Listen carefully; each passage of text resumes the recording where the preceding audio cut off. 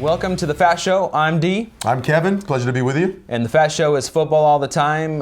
We talk NFL, we talk college football, and right now we're going to talk about the recruiting class of the Oregon Ducks. The hotbed of recruiting, I tell you. And we got a lot of recruits that we want to talk about. When you talk about recruiting, Kevin, you're talking about trying to get those guys that not just good athletes that are highly rated, but ones that fit your system. Yeah, you're looking at the best student athlete you can get. Now, not only is a college football coach looking at the talent level of an ability level of a high school recruit, but it's also too something in the classroom. My bottom line is this: colleges cannot have a athlete or a person that has a student that has good ability, great talent, but then they're not very good in the classroom. They got to be both.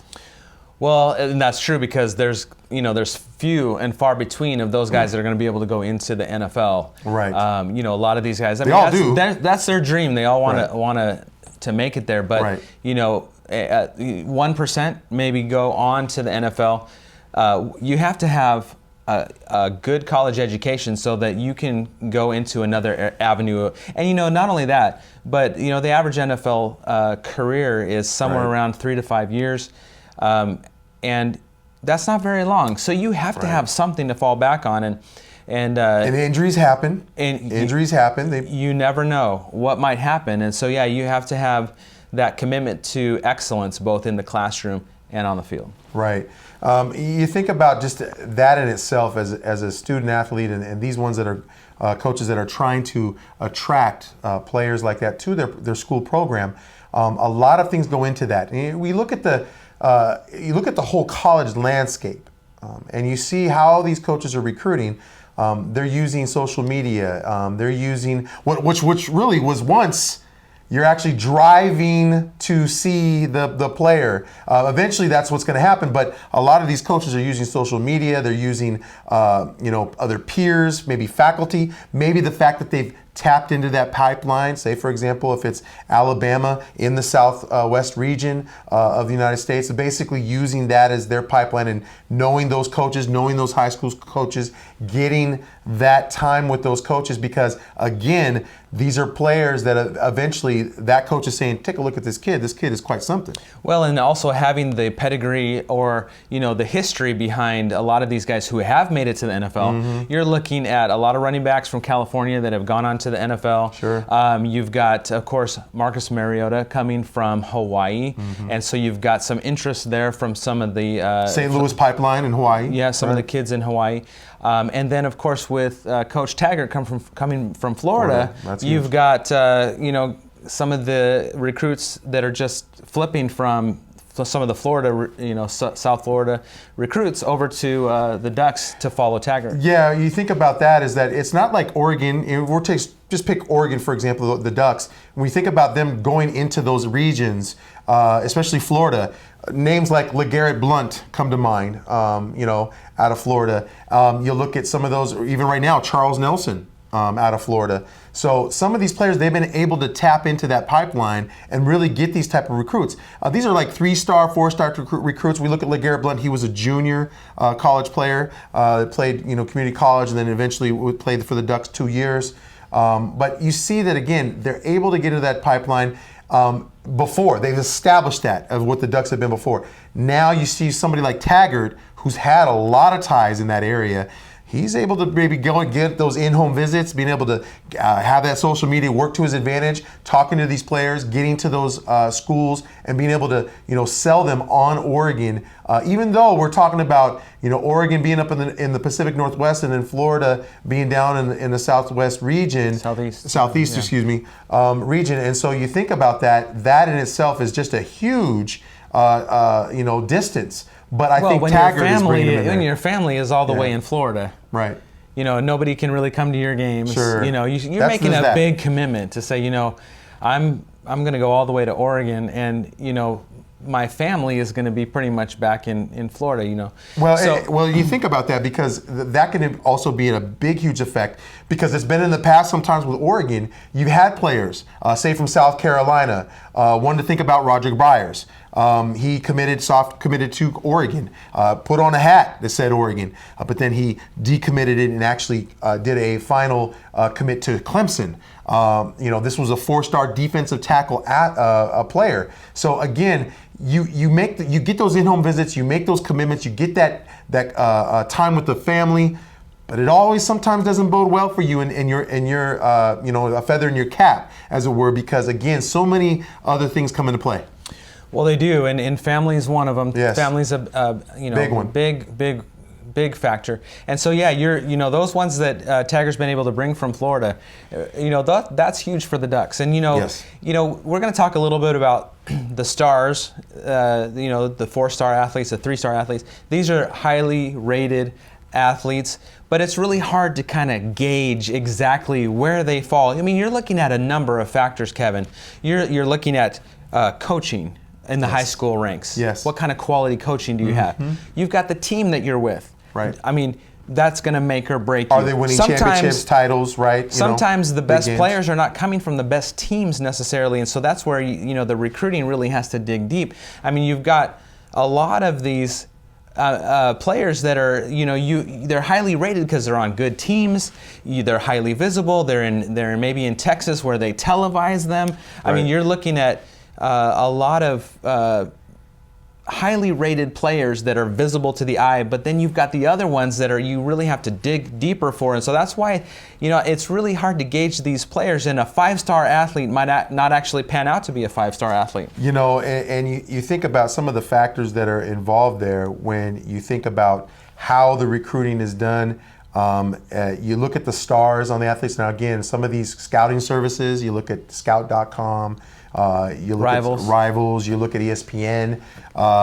Some of these scouting reports that they do their digging. They look at these athletes and really dig down deep as far as to find it. But they're all three different. They're all looking at different things, different strengths, different weaknesses. But really, when you take the average score between the three, you can kind of gauge yourself and get a little bit of an idea as far as what you're going to have in there. But you also look at the aspect of the player, the person. And whether or not they can fit on the team that you bring. That's exactly right. They can right. be a 5-star athlete and go into Alabama and be overrun by other 4- and 5-star athletes, never really make it onto the field necessarily. And in a year or two, they're thinking about, where's my next stop? Where can I get some playing time? And there you go. You hit it right on the head, because that in itself, the playing time, is a big one. You see a lot of athletes, when we think about some of them coming out of these high schools, they're thinking about, okay, this is a program that it really wants me, but am I going to see the field? Is this a program that works for me? A lot of times this can be sold to a athlete to say, this is a school, this is what our program's about, this is what our tradition is about. But also, you have to look at everything: the coaches, the position coaches, the line coaches. How is their academic program? How do they fit the scheme that I play? Is it gonna fit well with what I do well? And then what things do I need to improve on? Because there are weaknesses, and those weaknesses are something that these coaches can get the best out of me. Well, in talking about a fit, where an athlete can either fit or not really fit into your system. Right. I mean, let's think a little bit about last year. Again, I mean, we've touched on it several times, but let's talk about that defense, where we switched. Talking about Oregon, right? Talking about Oregon, talking about how they flipped from a 3-4 to a 4-3, and how that didn't work out really well, and not having the best defense, one of the worst. How is it that you can, the player fitting the system really makes a difference? It makes a huge difference, because really you can have, now let's take a player, Troy Dye, who right now is playing for Oregon. Outstanding when you're talking about what he was able to do his freshman year. And you think about what his potential is, and what is the ceiling for this guy. But then you look at some of the other athletes that they've grabbed. Arian Springs, out of Texas. You think about him as far as, there's been some ups and downs, inconsistencies when you look at that. But a lot of it is how these players are able to get the most out of what coaching they're receiving. Because you've always heard the phrase, coach them up. One thing is you get a recruit, 3-4-star recruit, they have this ability, they have this talent, and I'm telling you, it's a thing of where they talk about the hip level, they talk about the position, how fast are their feet, how is their eye-hand coordination, what's their IQ like on the field, are they able to read plays, are they able to read offenses, how do they read defenses, so all of that into play. And can they work together? Yes. Yeah, a great example of that is the offensive line. Right. You've got 5 guys that need to work together. Right. They work as a unit. You know, you're doubling, you're singling, you're pulling, pushing one guy off to another, Sure. trying to, you're talking about how well do they work together. I mean, really, football is team. It is. Football is team. And so it is interesting that you bring in individual athletes, but they really do have to fit into your particular system. And it's a foundation. If you think about it, I think you see where we've transitioned from Helfrich now to Taggart, and really it's been said, where there was a recruiting luncheon that was taking place, and the thing was somebody had asked to say, Coach Taggart, have you had a chance to really talk to some of these players that you have on hand right now? Well, he hasn't. He's been recruiting. So I think, again, you're trying to take what you had in the cupboard and try to make it blend with what you're bringing, with the sprinkling that you're doing with some of these players coming in from Florida, Texas, Tennessee, Hawaii. So you're looking at all these things that come into play, and really it's chemistry that you're trying to build. And so it's interesting that Taggart's able to do that and really blend some of these players. But again, it's what you're working with in the cupboard and what you're having come in. So let's talk a little bit about specifics. So we've got a couple of really great recruits, we believe, and one of them that we want to highlight, first of all, is Diamador Lenore. Yes. Okay, so we've got a 4-star athlete coming out of California, out of LA. Yes. Cornerback, highly rated, seems like a really good character guy. Mm-hmm. Very. Excited about this guy. I'm excited about it because, again, you have some safeties that are in the cupboard, but some have graduated. You've lost some, so now you're trying to kind of the next man up mentality, in a sense of trying to restore what you had with it when you're talking about those defensive backs. I think with this guy, he brings a lot as far as his aggressiveness, his wanting to get better, wanting to improve. Work ethic is huge. You have to have a strong work ethic, and I believe that's something that Diamador Lenore can really do with these Oregon Ducks. I also like the fact that he's been able to, on the recruiting trail, rally around other players to bring them to Oregon. I think that bodes well as far as to Oregon to say, come here to this program. Let's do something special together. Well, and you mentioned the social media effect. This is really starting to play into things. Oh, huge. And you can see that this was part of that. I mean, you've got arguably the best facilities in America. It has been ranked actually number 1 again this year. Number 1. Beautiful facilities. I mean, the amount of money that goes into that place from, Nike and some of these other donors. And players come back to rehab, which was noticed with Marcus Mariota in his latest injury. They come back to visit the school and rehab. So it's important. It is. So let's talk a little bit about some of these other guys. Braxton Burmeister is a 4-star quarterback, and I'm excited about this guy. He looks like he can fit right in on day one. Yeah, you're thinking about, again, a quarterback, replenishing the stable of quarterbacks that you have. Currently, right now, you have Herbert, that's obviously the quarterback of last year, but again, Taggart's going to want to see what he has with what quarterbacks he has. He's going to want to see. You have a good quarterback. But Terry Wilson, you have a couple of good quarterbacks, and now you have sometimes you wonder are these young guys willing to sit there for a year or maybe 2 in order to get their shot at it? One situation I think about is just recently with Dakota Prukop when he was committed to Alabama, and you looked at and you remember the list of quarterbacks that were in front of him: Blake Barnett, Darius Stewart. You of course had the current player that they had hurt, Yes. So you look at that, he had to play. He had to think about, am I going to have playing time? Am I going to be able to play on a squad like this that has a plethora of quarterbacks? Well, then he comes to Oregon. Right.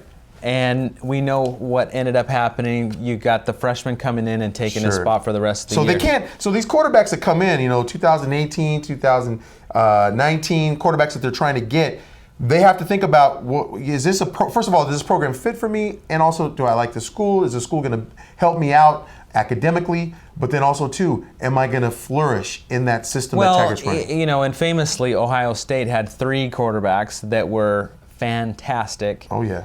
And ended up 2 of them getting hurt, and then their freshman leading them to that national title. Right. The third-string quarterback at the time. Jones.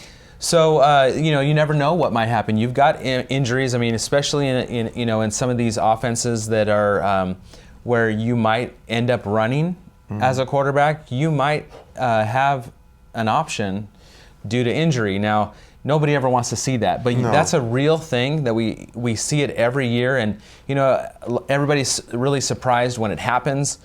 We shouldn't be surprised. We should count on at least a couple of injuries throughout the year. You've seen some of the our tight ends go down. You saw Farrell Brown at one time have issues. And it could be any number of things. You don't want it to be a knee, obviously, or an Achilles, but you have those issues at times from different players. Yeah, you do, and you can never ever, come to a point of like saying, well, this person's going to be healthy throughout their whole career at Oregon, or healthy throughout their whole career at Alabama, USC, whatever team school they're going to attend.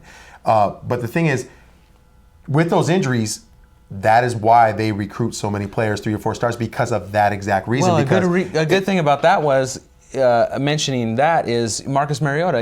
He was there virtually injury-free, and that's a luxury. And then you end up with the Heisman Trophy. I mean, to have somebody not be hurt for an extended period of time, it's huge. It's a big thing. So. Yeah, so we're excited about Braxton Burmeister. Yeah, they're getting themselves a QB, and I think some of the people, recruiters, and some of the people in Scout, and some of the other people that have worked with him have liked what they've seen from his arm. They have, and as we've seen, I think developing from within as a freshman, sophomore, is preferred. Right. We saw what happened with the graduate transfer. We've seen that. We've seen some success. 2 years in a row. 2 years in a row. Right. We've seen some success.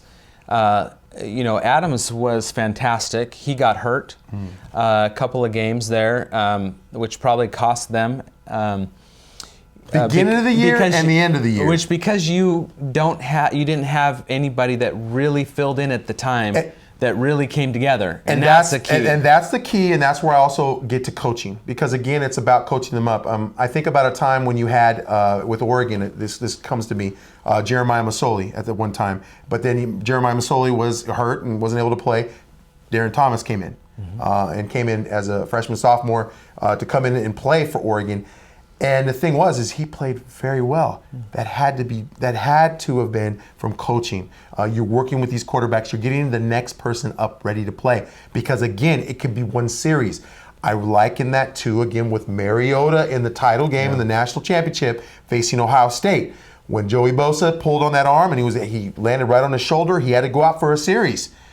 Who came in, didn't do very well. He wasn't ready. And so again, you have to be able to run these certain plays. If it's certain plays, maybe you dumb down the playbook for these players, but you have to have them you have to give them something to be able to be good when they get in there to achieve. Another one of our recruits that we're really excited about, we've got Isaac Slade Matautia. Yes, Matautia. Linebacker. They're trying to recruit from a linebacker. Hawaii. From Hawaii, St. Louis High School, where Mariota came out of. And he's trying to live up to that. Yeah, that's a lot to live up to. That's a lot to live up to. But a different position, of course. But I think, and he also mentioned DeForest Buckner as well, coming out of Hawaii. So you talk about some of these players that Oregon's been able to recruit out of Hawaii. That pipeline been pretty important. You've seen what it's brought to you. It's brought you a Heisman Trophy. It's got you also a player, DeForest Buckner, drafted by the San Francisco 49ers. Number 7 overall. Number 7 overall. But you look at this frame, 6'1", 206. Yeah. He seems to, if you look at his film, he seems to be, a ball hawk, as it were. And I think the thing is, too, is it's a frame that you can work with. Even at 6'1", even as a linebacker, a little short, but you do have some size that you can gain there, and he does have some speed as well. He does. He's rehabbing an injury right now. Shoulder. And so he's considering that medical red shirt for the freshman year. Something he's talking over to his parents, yeah. for, what he wants to do.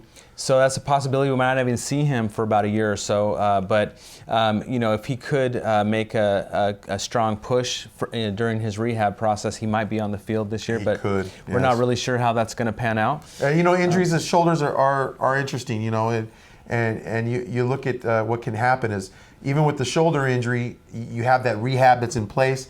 One tap on that shoulder, one hard hit on the shoulder can actually re-aggravate the injury. So that's another thing to look out for. Yeah, no need to rush it if he can hold on to it, and then the Ducks are going to be even better the following year. So that might just be good enough for him to hold on. What else we have to the next year? So we got a couple of.